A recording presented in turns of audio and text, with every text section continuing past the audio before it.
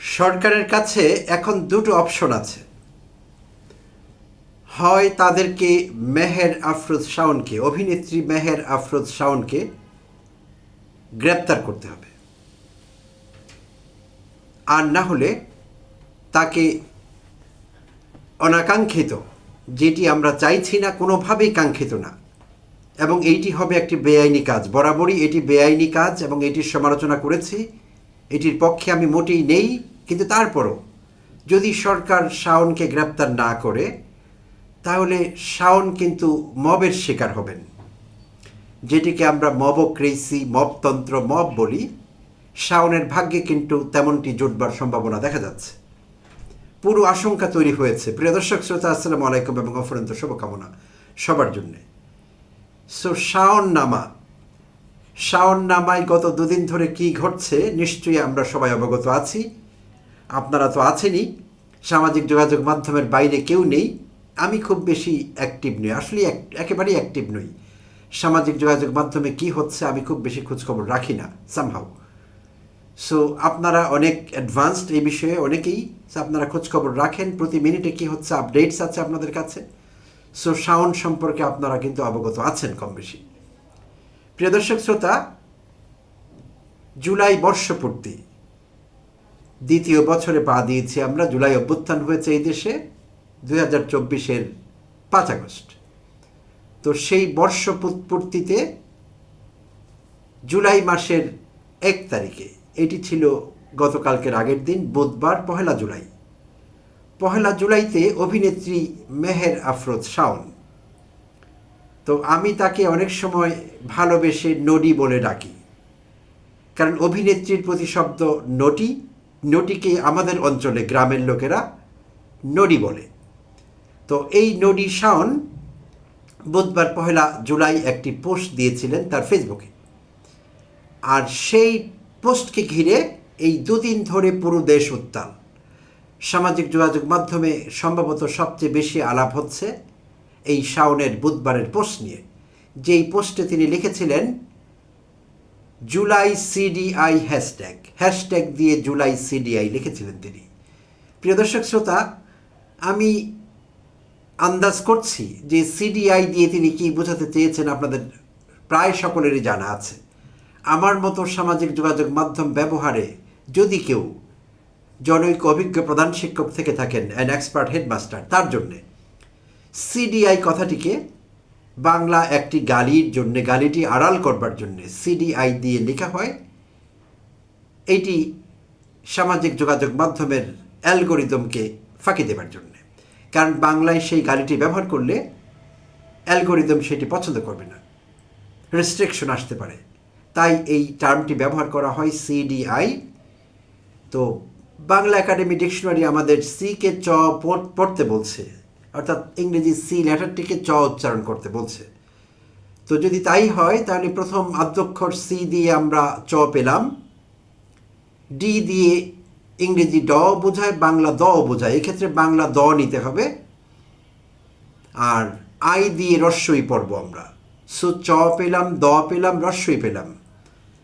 তো আশা করছি আমি বোঝাতে পেরেছি সিডিআই দিয়ে শাওন কি বোঝাতে চেয়েছিলেন। জুলাই সিডিআই ভেবে দেখুন একবার, যেটি আজকাল অনেক কন্টেন্ট ক্রিয়েটার বা সামাজিক যোগাযোগ মাধ্যম ব্যবহারকারী দুচে কিংবা দুচি বাংলা টার্ম দিয়ে ব্যবহার করেন। আপনারা ঠিকঠাক করে নেবেন আগে পরে কোনটাকে কি নিতে চান। শাওন ঠিক এই কথাটি বোঝাতে চেয়েছেন। তো শাওনের আমাদের জুলাই অভ্যুত্থান এবং জুলাই আন্দোলন সম্পর্কে এই ধারণা। আমরা অনেক দিন থেকে দেখছি শাওন কী ধারণা পোষণ করেন, শাওন কিভাবে জুলাই অভ্যুত্থানকে খাটো করেন, তুচ্ছ করেন, জুলাই যোদ্ধাদের যা ইচ্ছে তাই বলেন। অনেক দিন থেকে আমরা সেটি লক্ষ্য করছি। তো এইবারই দেখলাম শাওন সব সীমা ছাড়িয়ে গেছেন।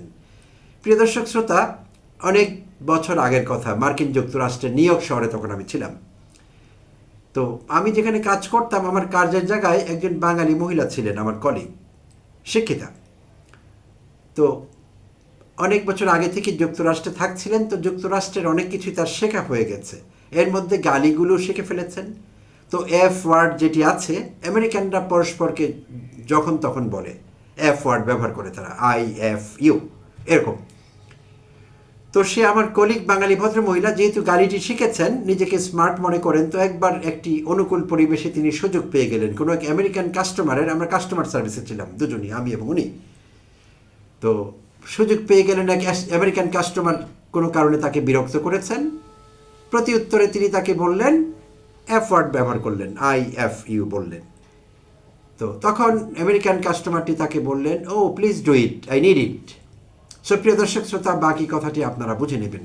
তিনি কি এই গালি দিয়ে জিতেছিলেন নাকি হেরে গিয়েছিলেন? পরক্ষণে অবশ্য তিনি তার ভুল বুঝতে পেরেছিলেন।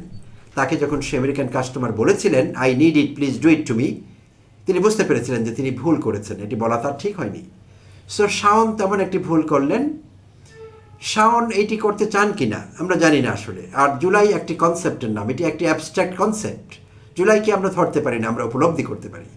আর গণমাধ্যমে, সামাজিক যোগাযোগ মাধ্যমে অনেকেই আজকাল অভিযোগ করছেন যে শাওন তার অবদমিত কামের বহিঃপ্রকাশ ঘটাচ্ছে এইভাবে। সো আমি জানি না, আমি তাদের সঙ্গে একমত না।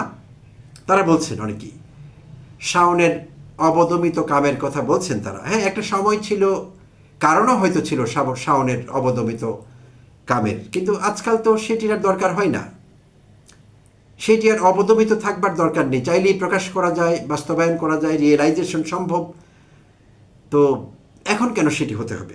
তাই আমি, অনেকেই বলছেন, কিন্তু আমি তাদের সঙ্গে একমত না। তারা বলছেন যে অবদমিত কামের কারণে এই মহিলার মাথা খারাপ, তার মাথা ঠিক নেই, তাই তিনি জুলাই যোদ্ধা এবং জুলাই যুদ্ধ নিয়ে, জুলাই অভ্যুত্থান নিয়ে যা ইচ্ছে তাই বলছেন, যখন তখন যাকে তাকে।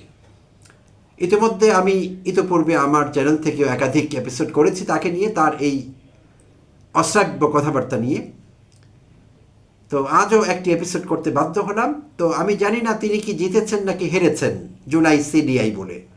নিজেকে অনেক স্মার্ট মনে করেন, স্মার্টও বটে তিনি, অনেক জায়গায় তার মুন্সিয়ানা আছে। তার অভিনয়ের একসময় বড় ফ্যান ছিলাম, তো এখন আর সেভাবে অ্যাডমায়ার করতে পারি না, কারণ যেই মানুষটির অভিনয় পছন্দ করবো মানুষটিকেও তো কম বেশি পছন্দ করতে হবে। তো প্রিয় দর্শক শ্রোতা, শুধু শাওন না, অন্যান্য অভিনেতা অভিনেত্রী অনেককেই পছন্দ করতাম, কিন্তু যখন দেখলাম তাদের কালচারাল ফেসিজমের চেহারাটি, অবাক হলাম। তাদের প্রতি শ্রদ্ধা, ভক্তি, ভালোবাসার আগের মতো রাখতে পারলাম না। নিশ্চয়ই আপনাদের অনেকের অবস্থা আমার মতো হয়েছে। একসময় অ্যাডমায়ার করতাম, অপেক্ষা করতাম, আপনারা অপেক্ষা করেছেন রুদ্ধশ্বাসে কখন আমরা বাকের ভাইয়ের এপিসোডগুলো দেখব। কোথাও কেউ নেই। আসাদুজ্জামান নূরের কথা বলছি। কোটি কোটি বাংলাদেশি মানুষ তার অ্যাডমায়ারার ছিলেন। এখন কি পরিস্থিতি তাই? না। আচ্ছা, অনেকের ক্ষেত্রে কিন্তু বিষয়টি এরকমই ঘটেছে। আমরা তাদেরকে আর আগের মতো অ্যাডমায়ার করতে পারি না। কেন পারি না? হ্যাঁ, অভিনেতা অভিনেত্রী, কালচারাল এরিনার অনেকেই আওয়ামী লীগ করতেন একটি সময়, আমরা দেখেছি। তাদের অনেকেরই ভুল ধারণা ছিল, আমি ভুল ধারণাই বলবো, যে আওয়ামী লীগ একটি প্রগতিশীল দল, শেখ হাসিনা খুব প্রগতিশীল মানুষ। আর তারা যেহেতু কালচারাল এরিনার মানুষ, তারাও নিজেদের প্রগতিশীল মনে করেন, তাই তারা আওয়ামী লীগ করেন। তাতেও আমি দোষের কিছু দেখি না।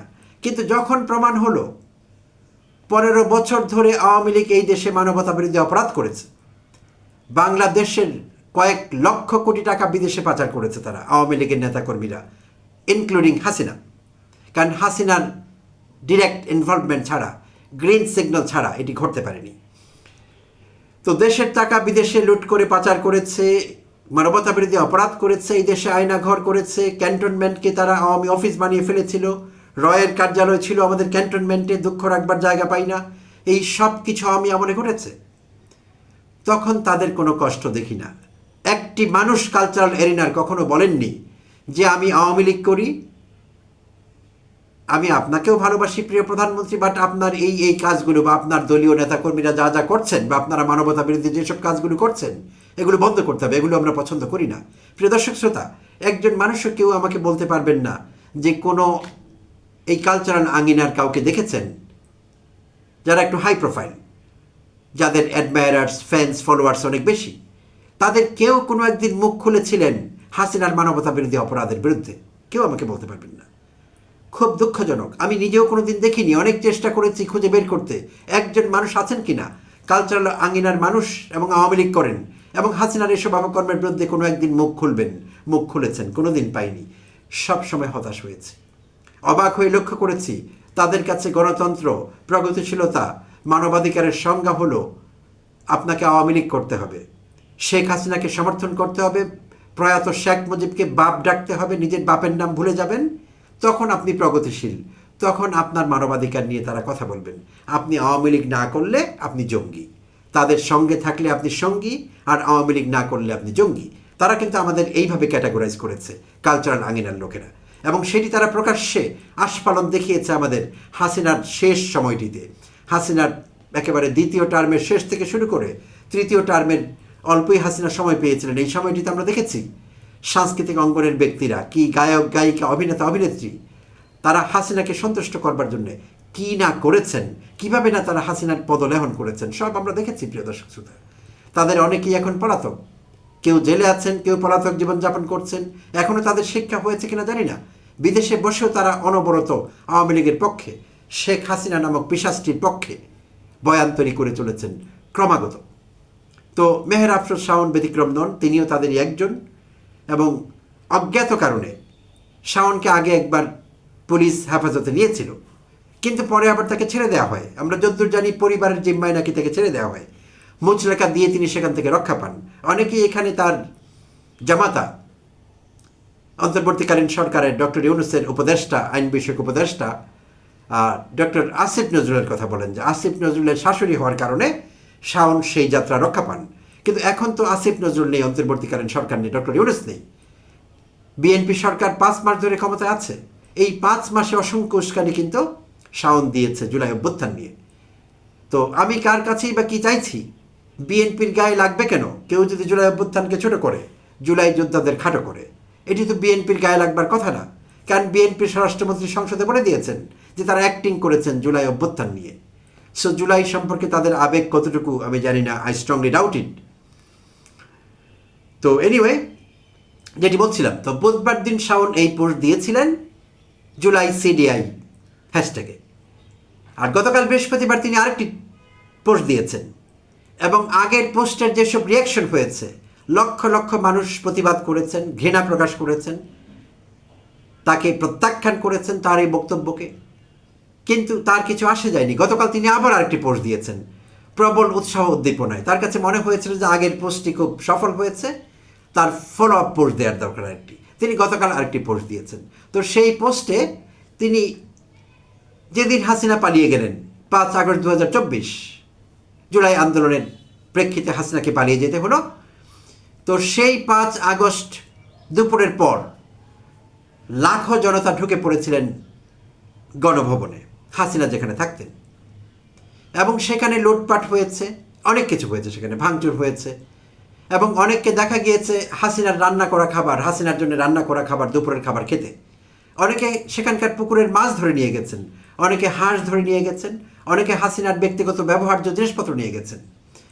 তো কোনো দুর্বৃত্ত, হ্যাঁ আমিও তাদেরকে দুর্বৃত্ত বলবো, শাওন বলছিলেন যে 78 বছর বয়সী একজন মহিলার অন্তর্বাস নিয়ে অনেকে হাসি ঠাট্টা করছিলেন, সেটি নিয়ে শাওন দুঃখ প্রকাশ করছিলেন এবং বলছিলেন যে এখন জুলাই সিডিআই লিখলে তাদের লজ্জা হয়, তাদের খারাপ লাগে। তো সুশীল বলে গালি দিচ্ছিলেন, তিরস্কার করছিলেন। তো তারা কেউ সুশীল ছিলেন না। শাওন এখানে একটি বড় ভুল করেছেন। সেখানে নানা রকমের মানুষ গিয়েছেন, সেখানে গিয়েছেন প্রকৃত জুলাই যোদ্ধারাও অনেকে, সেখানে গিয়েছেন জুলাই অভ্যুত্থানকে বাস্তবায়ন করতে সাহায্য করেছেন সাধারণ মানুষ, তারা গিয়েছেন গণতন্ত্র চেয়েছেন, হাসিনার কবল থেকে মুক্তি চেয়েছেন, এমন সাধারণ মানুষ গিয়েছেন। আবার কিছু চোর ছ্যাচর শ্রেণীর মানুষও সেখানে গিয়েছেন। তো চোর ছ্যাচর বা নিম্নমানের মানুষেরা হাসিনার অন্তর্বাস নিয়ে আনন্দ ফুর্তি করেছে, হাসি ঠাট্টা করেছে। এইটি সবাই করেনি, প্রকৃত জুলাই যোদ্ধাদের সঙ্গে এর কোনো সম্পর্ক নেই। তো শাওন সেই বক্তব্য এবং সেই ভিডিও ক্লিপ শেয়ার করেছেন, করে কিছুটা আনন্দ পেয়েছেন। জুলাই যোদ্ধাদের আবার খাটো করেছেন তিনি, বোঝাতে চেয়েছেন যে এরা খুব খারাপ মানুষ, জুলাই অভ্যুত্থান খুব খারাপ জিনিস। এটি বরাবর চেষ্টা করছেন শাওন বোঝাবার জন্যে। সেটি তিনি গতকালকের পোস্টেও কিন্তু আবার আমাদের বুঝিয়ে দিয়েছেন। সো প্রিয় দর্শক শ্রোতা, এখানে আমার শাওনের জন্য আফসোস হচ্ছে, কারণ শাওন হাসিনার ব্যক্তিগত ব্যবহার্য জিনিসপত্র মানুষ নিয়ে গেলে বা সেগুলো নিয়ে হাসি ঠাট্টা করলে শাওনের খারাপ লাগে। কিন্তু শেখ হাসিনা যখন বাংলাদেশে আয়নাঘর করেছিলেন, শেখ হাসিনা যখন আয়নাঘরে মানুষ গুম করছিলেন, শেখ হাসিনা যখন মানুষকে নির্যাতন করে মেরে ফেলছিলেন, অসংখ্য মানুষকে মেরে ফেলেছেন বিভিন্ন বাহিনীর সহযোগিতায়, তখন মেয়েদের সেখানে ধরে নেওয়া হতো, মেয়েদের সেখানে টর্চার করা হতো। টর্চার করতে করতে অনেক সময় কোনো মেয়ের পিরিয়ড হয়ে যেত, সেই কথা আমরা জেনেছি তাদের নিজের জবানবন্দিতে। এই গল্প শুনে বিদেশিরাও কেঁদেছেন, সারা পৃথিবীর মানুষ কষ্ট পেয়েছেন যে এটিও একটি সরকার করতে পারে। তখন কি এই শাওনেরা কোনোদিন মুখ খুলেছেন? 78 বছর বয়সে হাসিনার অন্তর্বাস নিয়ে শাওনদের দুঃখ আছে, নবনীতার দুঃখ আছে। দেখলাম নবনীতা শাওনের এই বক্তব্যকে, এই ফেসবুক পোস্টকে এন্ডোর্স করেছেন। নবনীতাও হাসি ঠাট্টা করছেন, বরাবরই করেছেন। আনিস আলমগীর মাসের পর মাস আমরা দেখছি জুলাই যুদ্ধকে খাটো করবার প্রাণান্তকর চেষ্টা চালিয়ে যাচ্ছেন। তো এরকম আরও অনেকেই আছেন। তো তাদের মুখ থেকে একটি বারের জন্য আমরা হাসিনার অপকর্মের নিন্দা শুনিনি। কোনোদিন শুনিনি হাসিনা কি কি মানবতা বিরোধী অপরাধ করেছেন, যেটি করা হাসিনার ঠিক হয়নি, একটি বারের জন্য আমরা শুনতে পারিনি।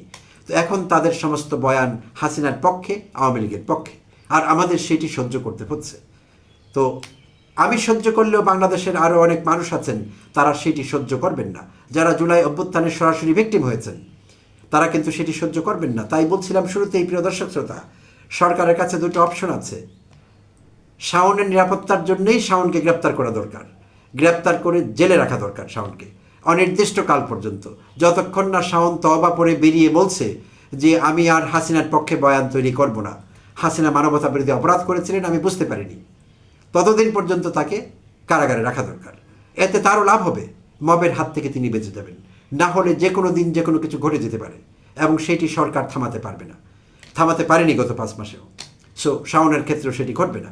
সুপ্রিয় দর্শক শ্রোতা, অনেক অনেক ধন্যবাদ জানবেন সঙ্গে থাকবার জন্যে। আর যদি আপনি আমার এই বক্তব্য পছন্দ করে থাকেন তাহলে দয়া করে আমার চ্যানেলটিতে সাবস্ক্রাইব করবেন এবং লাইক, কমেন্ট, শেয়ার করে পাশে থাকবেন। ধন্যবাদ এবং কথা হবে অন্য কোনো এপিসোডে আবার কখনো।